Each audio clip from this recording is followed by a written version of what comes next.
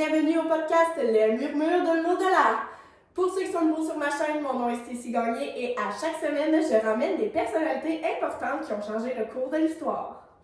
En tant que médium, j'ai la possibilité d'appeler des gens de l'au-delà pour réussir à capter mon entrevue avec ceux-ci à l'aide d'une caméra spéciale.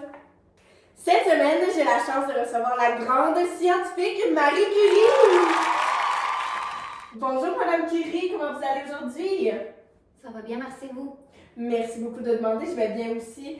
Avant de commencer cette interview, est-ce que vous pourriez vous présenter s'il vous plaît? Bien sûr, je m'appelle Maria Salomea Ślodowska. Je suis née le 7 novembre 1867 à Warszawa en Pologne, ou Varsovie en français. J'ai grandi dans une famille d'enseignants où l'éducation et la curiosité scientifique occupaient une grande place. Est-ce que je peux vous demander qu'est-ce qui vous a emmené en France? Eh bien, en 1891, je suis partie à Paris pour étudier à la Sorbonne. Mon objectif était de devenir physicienne et chimiste. À cette époque, il était difficile pour une femme de poursuivre des études scientifiques, mais j'étais déterminée. C'est en France que vous avez rencontré M. Pierre Curie? Oui, en 1894. Lorsque je travaillais à Paris sur les propriétés magnétiques des aciers, on me présenta Pierre Curie, un savant déjà reconnu pour ses recherches sur la piézoélectricité et le magnétisme. En plus de cette passion pour la science que nous avions aussi la même rigueur et le même idéal de simplicité.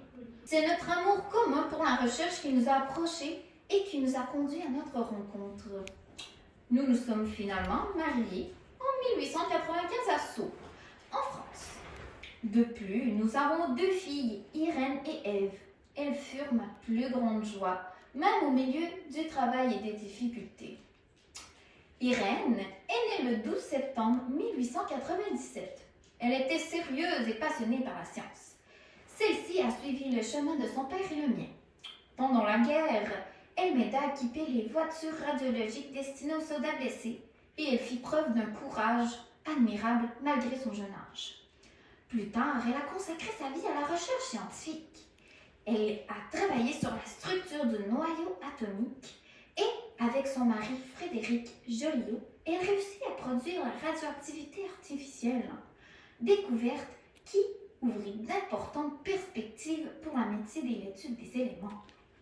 Irène ne fut pas seulement une savante, elle défendit aussi l'éducation, la place des femmes dans la science et le progrès social. Mademoiselle.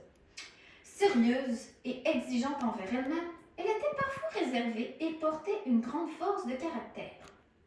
J'ai vu en elle non seulement ma fille, mais une véritable héritière scientifique.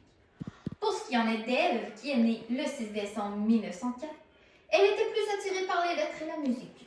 Celle-ci choisit une voie différente, mais tout aussi admirable. Chacune à sa manière, apportée aux les valeurs de travail, de courage et de liberté que leur père et moi leur avons transmises. Parlons maintenant de vos découvertes. Quel était le problème que vous cherchiez à résoudre? Eh bien, je voulais comprendre pourquoi certains minerais contenant de l'uranium étaient plus radioactifs que l'uranium lui-même. Cela me laissait croire qu'un élément inconnu devait être présent dans ces minerais. Comment est-ce que vous avez procédé? Eh bien, avec Pierre, nous avons développé une méthode très précise pour mesurer de très faibles courants électriques. La méthode Curie, mise au point en 1896. Elle nous permettait de mesurer les rayonnements de l'uranium. Nous avons installé un hangar modeste à Paris. Nous analysions différents minéraux et comparions les niveaux de radioactivité.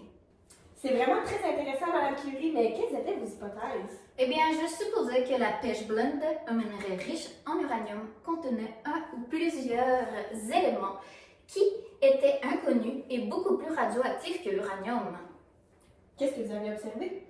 Eh bien, nous avons constaté que certains résidus de pêche blonde étaient extrêmement radioactifs, mais ne correspondaient à aucun élément connu. Oh. Et le résultat? Eh bien, en juillet 1898, nous avons découvert un premier élément que j'ai nommé le polonium, en l'honneur de mon pays natal, la Pologne. Et puis, ensuite, en décembre de la même année, nous avons découvert un second élément. Un élément encore plus radioactif que nous avons nommé le radium. Wow! Nous avons répété les expériences pendant des années pour obtenir ces éléments, sous une forme plus pure. Et si je ne me trompe pas, votre travail a été récompensé très rapidement. Bien sûr, en 1903, j'ai remis ma thèse à la Sorbonne intitulée Recherche sur les substances radioactives. J'ai été la première femme à remettre une thèse en sciences physiques à l'Université de Paris. La même année, Pierre, Henri Becquerel et moi avons reçu le prix Nobel de physique. J'ai été la première femme à recevoir un prix Nobel. Wow, c'est vraiment incroyable! Et si je ne me trompe pas, vous en avez reçu aussi un deuxième? Oui, bien sûr, en 1911, j'ai reçu le prix Nobel de chimie pour ma découverte du radium et du polonium. Puis pour un peu plus de contexte sur la vie dans la fin des années 1800, pouvez-vous nous expliquer dans quel contexte historique vous travaillez? Bien sûr, je vivais dans une époque de grands changements en France. En effet, la France a déclaré la guerre à la Prusse en 1870, mais l'armée française a été rapidement battue par les forces prussiennes. L'empereur Napoléon III fut capturé lors de la bataille de Sedan.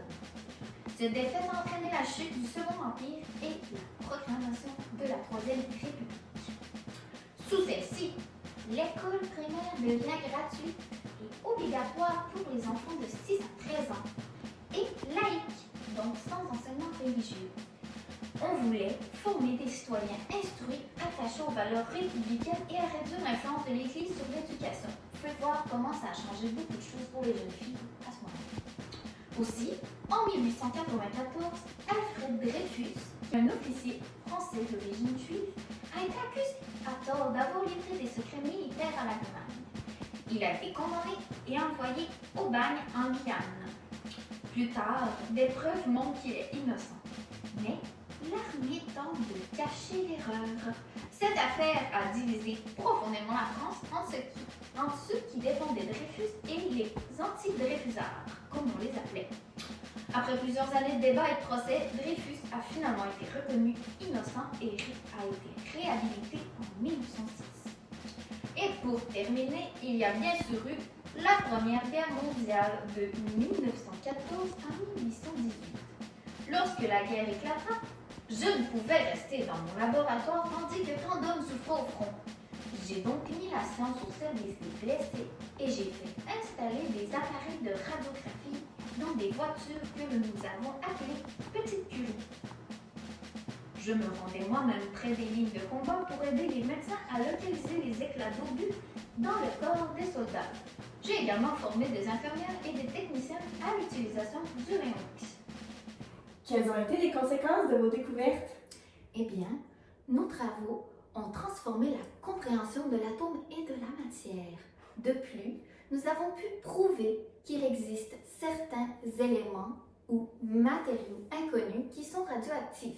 Et finalement, le radium a permis de développer la radiothérapie pour le cancer, l'aider à le traiter, en d'autres mots. En 1818, j'ai pris la direction de l'Institut du radium qui deviendra plus tard l'Institut Curie. Maintenant, parlez-nous un peu de vous. Comment est-ce que vous décriveriez votre personnalité?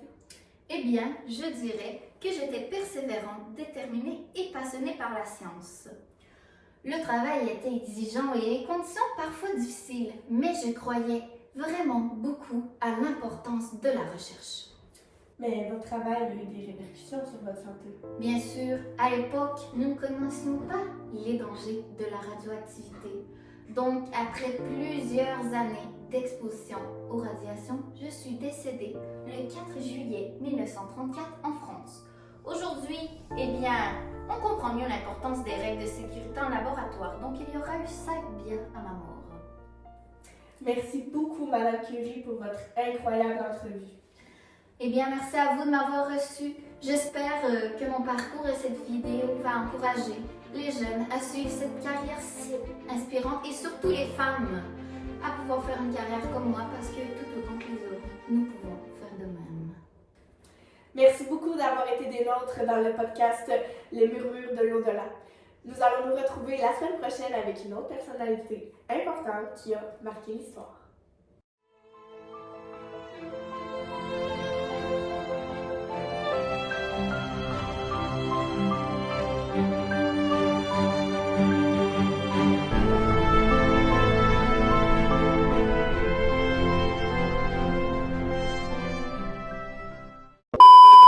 pour une femme.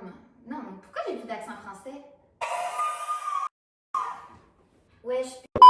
D'ailleurs, il n'a pas pu être là aujourd'hui parce qu'il avait un rendez-vous avec Albert Einstein.